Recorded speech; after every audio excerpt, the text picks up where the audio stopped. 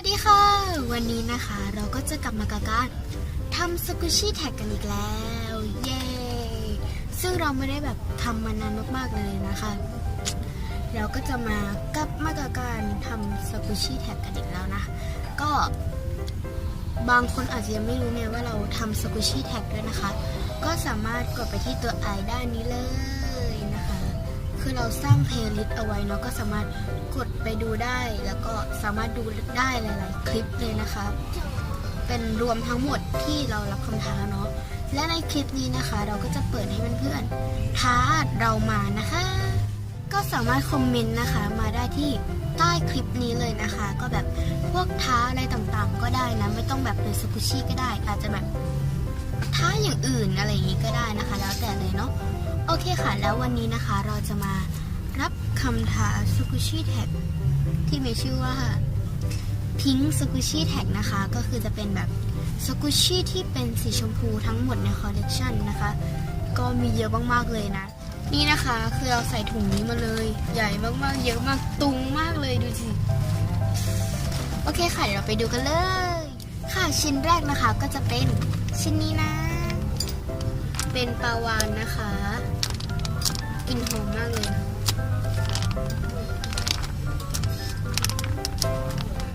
ค่ะแล้วก็จะเป็นป๊อปคอร์นฮัลโลคิตตี้นะคะ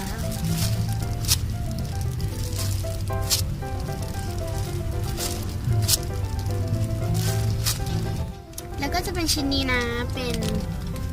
แยมโลฮัลโลคิตตี้นะคะอันนี้แท็กทำเองเนาะอันนี้แบบดึกดำบรรพ์มากตัวนี้ตำหนิโหดมากนะตำหนิเยอะมากๆนะคะแท็กทำเองนะคะก็ถ้าเราว่างเราก็จะมาสอนทำให้ด้วยนะนี่นะคะชิ้นต่อไปนะคะก็จะเป็นตัวนี้เลยเป็นไข่ฟูจิโกะนะคะมีสีชมพูแล้วก็จะเป็นชิ้นนี้นะคะเป็นมินิฟันขาวฟันสะอาดอะไรก็ได้แล้วแต่นุ่มสโลนะค่ะแล้วก็จะเป็นตัวนี้นะคะเป็นมีเดียมบัชบันนะคะปักจิ๋วด้วยแล้วก็จะเป็นมีเดียมหน้าตลกนะคะค่ะแล้วก็จะเป็น2ชิ้นนี้นะคะก็ไม่รู้ว่าได้หรือเปล่าเนาะอันนี้เป็นสกูชี่ที่เราตัดนะคะจริงๆมันแต่ก่อนมันเป็นบัชบันนะมีสีชมพูอยู่ข้างในด้วย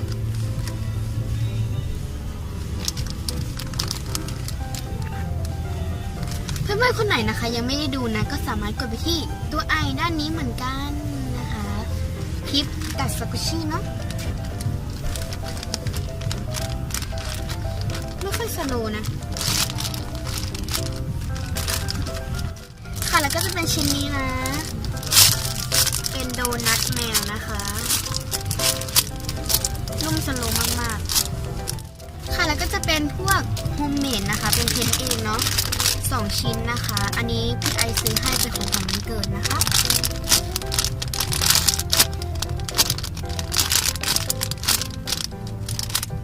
อันนี้มีแท็กอยู่ด้านนี้ด้วย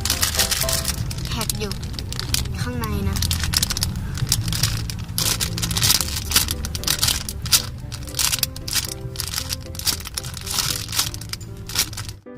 นี่นะคะต่อไปนะคะก็จะเป็นนี่เลยนะคะเป็นน่องไก่เนาะของซันชิแลนด์นะคะแล้วก็จะเป็นขวดนมนะคะของไม่แท้นะ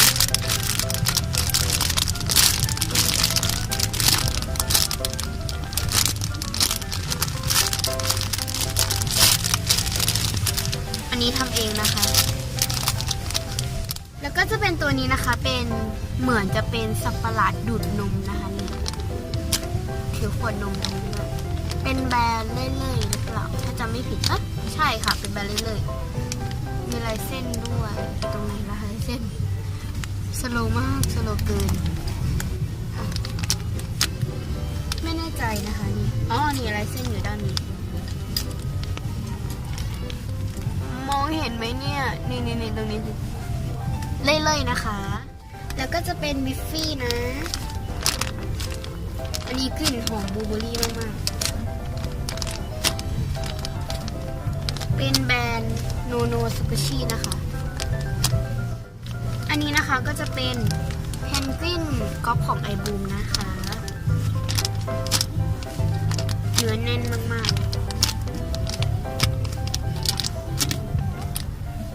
แล้วก็จะมีเป็น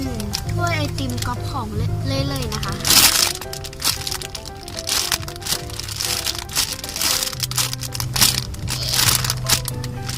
ค่ะแล้วก็จะเป็นโดนัทฮัลโลคิตตี้นะคะของไม่แท้คือแบบแพ็กเกจยับมากเลยนะ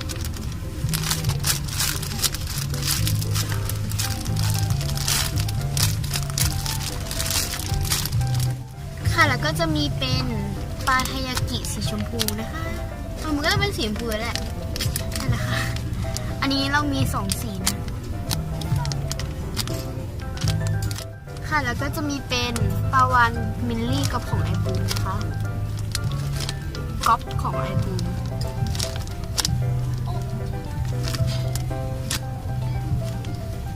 แล้วก็จะมีเป็นกล้วยนะคะอันนี้แบบสีออกมุกๆด้วยนะ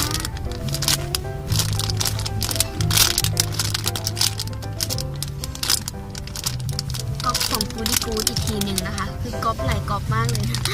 ก๊อปเยอะมากค่ะต่อไปนะคะก็จะเป็นตัวนี้เนาะกลิ่นหอมมากๆแบบเป็นกลิ่นแบบสบู่กัมมี่หอมมากน่ารักด้วยค่ะแล้วก็จะเป็นตัวนี้นะคะเป็นบัตติ้งแอนิมอลของเล่หวง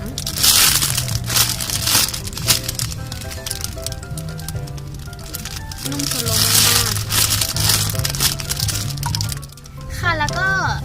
จะเป็นตัวนี้นะคะเป็นยาสีฟันของซานชิอีแลนด์นะคะ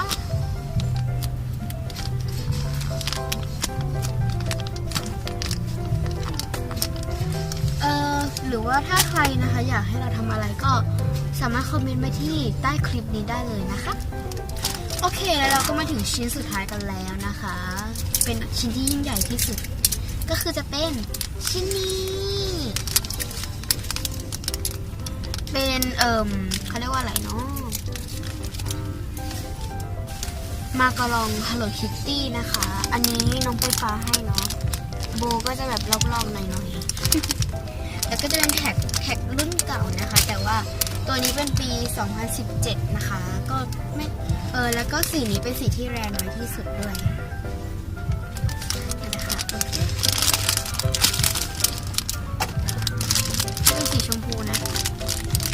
นี่แท็กรุ่นเก่านะคะรุ่นเก่ามันจะเป็นสีแบบนี้เนาะอลังการมากคือเราใส่แพ็กเกจ3 ชั้นนะมีถุงแก้วด้านนอกซิปล็อกแล้วก็เป็นถุงของมันค่ะแล้วเดี๋ยวเราจะให้ดูด้านล่างนะคะนี่นะคะคือแบบเยอะมากๆอันนี้คือเป็นสกุชชี่สีชมพูในคอลเลกชันของเรานะคะคือเยอะแบบเยอะมากๆเลยนะ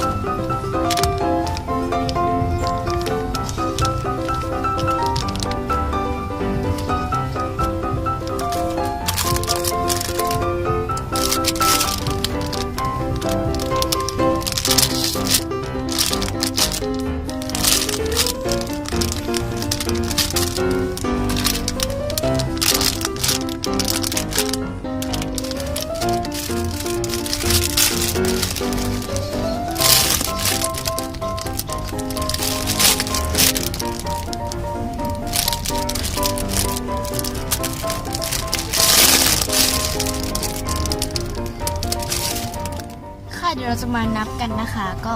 มาเลย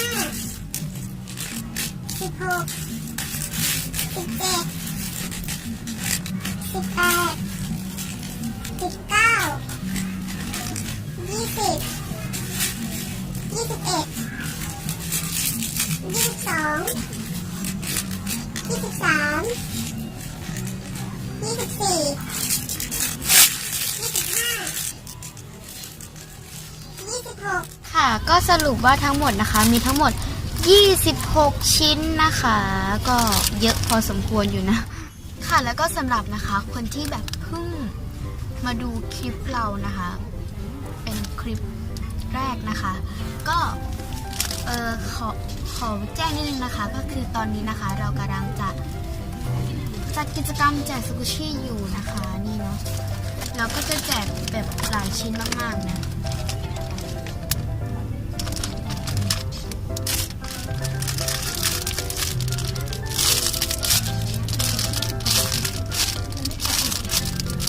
ค่ะตอนนี้ก็74ซับแล้วนะคะก็เราจะปิดเมื่อครบ120ซับสไครต์นะคะก็รีบช่วยกันเล่นนิดนึงนะคะก็คือแบบ